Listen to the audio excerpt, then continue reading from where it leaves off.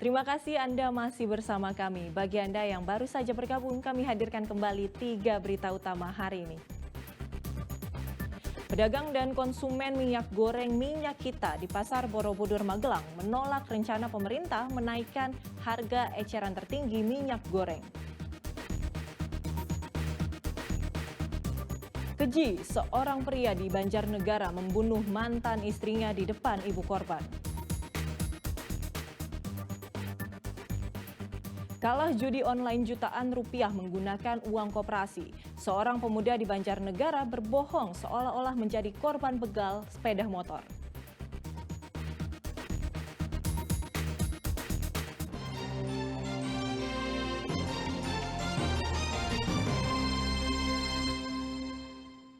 Pria tanpa identitas ditemukan tewas di kebun pisang milik warga di Klaten. Peristiwa tersebut menggemparkan warga. Saat ditemukan, kondisi korban sudah membusuk.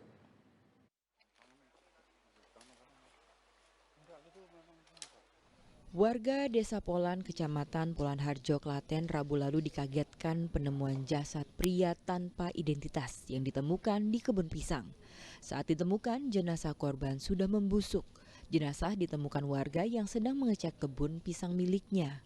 Berdasarkan hasil pemeriksaan tim medis, korban diperkirakan sudah meninggal sekitar 5 hari sebelumnya dan tidak ditemukan tanda kekerasan di tubuh korban. Saat ditemukan, korban terlentang, posisi sudah membusuk. Dari tim medis dari Puskesmas Polandarjo, mungkin korban meninggal antara 5 hari nanti. Jenazah korban kemudian dibawa ke Rumah Sakit Suraji Tirtonegoro, Klaten. Krisna Agung melaporkan dari Klaten. Seorang ayah di Pati tega memperkosa anak kandungnya sendiri. Korban diancam akan dibunuh jika menolak keinginan pelaku. Seperti pepatah pagar makan tanaman, seorang ayah di Pati tega menyetubuhi anak kandungnya sendiri. Berdasarkan keterangan korban, pemerkosaan terjadi sejak awal Maret tahun lalu. Saat itu korban berumur 17 tahun dan terakhir kali dilakukan 28 Juni 2024. Ayah bejat itu memperkosa anaknya berulang kali di hotel dengan modus diajak kulakan telur. Agar tak hamil, korban dipaksa pelaku ke klinik untuk suntik KB 3 bulan sekali. Kasus ini baru terungkap setelah korban melaporkan kepada pamannya yang ada di daerah lain.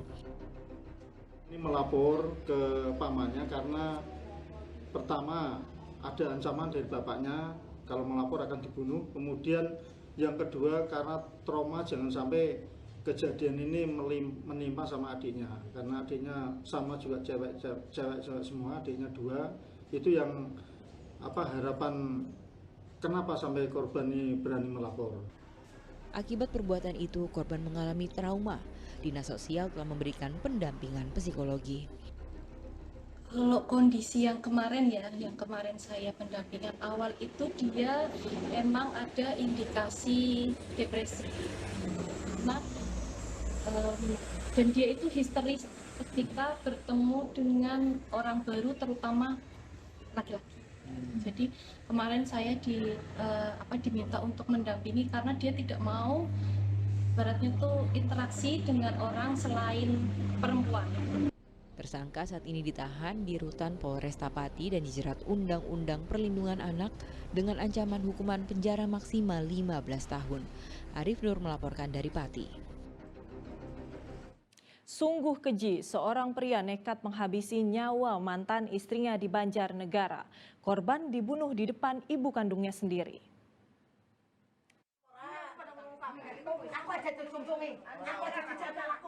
Ropingah, ibu korban terus menangis histeris di depan rumahnya sendiri. Wanita berusia 49 tahun ini trauma dan terus memanggil nama anaknya yang tewas dibunuh mantan suaminya.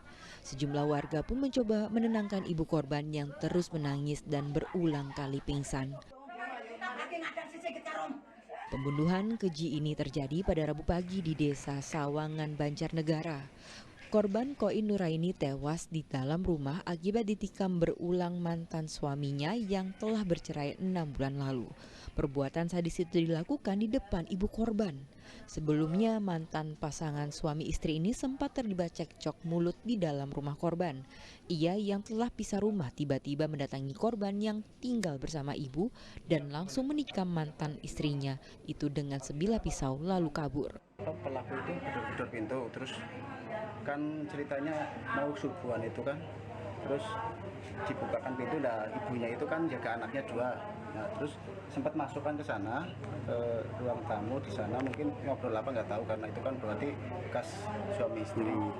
Terus kemudian terjadi penusukan, terus orangnya lagi ke sini, terus katanya menurut penuturan ibu korban itu di sini dia sempat yang ngomong lah intinya darahnya keluar banyak gitu kan, terus ditolong sama itu, terus kasih minum, selesai penusukan ya, di sini juga ditusuk lagi soal itu.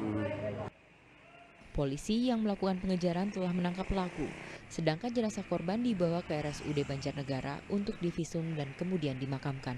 Belum diketahui motif dan penyebab terjadinya peristiwa pembunuhan keji ini. Mardianto melaporkan dari Banjarnegara. Masih dari Banjarnegara dan lagi-lagi soal judi online. Seorang pemuda berakting seolah motornya dibegal di jalan. Padahal motor itu digadai untuk menutup kerugian usai kalah main judol memakai uang koperasi perusahaan.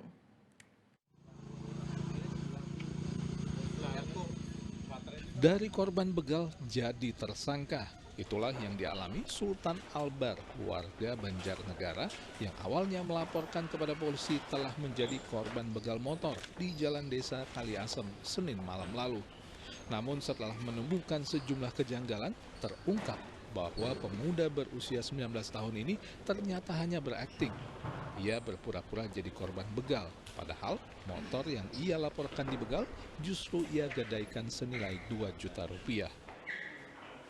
Awalnya MSA itu melaporkan ada pencurian dengan kerasan yang waktu itu viral begal. Ternyata ada keterangan bahwa sepeda motor itu digadikan di Kelurahan Ambersari. Sultan menjadi aktor dadakan karena kebingungan kalah judi online 5 juta rupiah. Padahal uang yang digunakan untuk berjudi adalah uang milik koperasi perusahaan tempat ia bekerja. Berapa duit koperasi yang sudah digunakan untuk main itu? Duit koperasi waktu itu juga sekitar 4 juta, 5 juta. Emang semua kamu pakai untuk judi online? Iya. Itu sempat luka-luka, itu kenapa? Ya itu saya buat sendiri. Dengan cara seperti apa? Dan caranya saya memukul bagian tubuh saya sendiri. Bukannya menyelesaikan masalah, ia kini malah mendekam di balik jeruji besi. Tersangka diancam pasal penipuan dan penggelapan dengan hukuman 5 tahun penjara. Mardianto melaporkan dari Banjarnegara. Puluhan kontainer berisi rokok ilegal hingga minuman keras impor dimusnahkan di kawasan Pelabuhan Tanjung Emas, Kota Semarang. Total kerugian negara dari penyitaan barang tanpa pita cukai itu mencapai 36 miliar rupiah.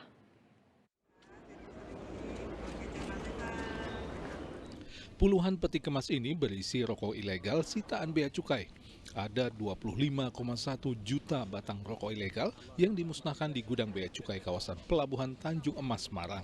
Selain rokok, ada 603,4 liter minuman keras impor ilegal, 3.270 gram tembakau iris, 2,28 liter cairan vape, dan 1.820 butir obat-obatan yang tidak dilengkapi pita cukai. Barang bukti ini adalah hasil penindakan bea cukai selama tahun 2023 lalu. Khusus untuk rokok adalah hasil produksi industri ilegal di wilayah Jawa Timur yang akan didistribusikan ke Jawa Barat dan luar Pulau Jawa. Seluruh barang tanpa pita cukai ini dapat merugikan negara hingga 36 miliar rupiah. Sebagian besar ini produk Jawa Timur, ya, sebagian besar produk Jawa Timur yang kami lakukan penindakan di sekitaran jalan tol. Ya, ada distribusi ke Jawa Tengah, distribusi ke Jawa Barat, ke Lampung, ke Sumatera, ke Kalimantan, kamu coba intercept di sini, tentunya potensi kerugian negara hampir sekitar 36 miliar rupiah. Tersangka rokok ilegal telah ditangkap dan telah diproses hukum dengan ancaman 1 hingga 5 tahun penjara dan pidana denda 2 hingga 10 kali nilai cukai. Tahun lalu saja ada sekitar 32 kasus yang telah dilimpahkan ke Kejaksaan Tinggi Jawa Tengah dan Yogyakarta dengan total tersangka 60 lebih orang. Tahun lalu saja ada sekitar 32 kasus yang telah dilimpahkan ke Kejaksaan Tinggi Jawa Tengah dan Yogyakarta dengan total tersangka lebih dari 60 orang. Agus Hermanto melaporkan dari Kota Semarang.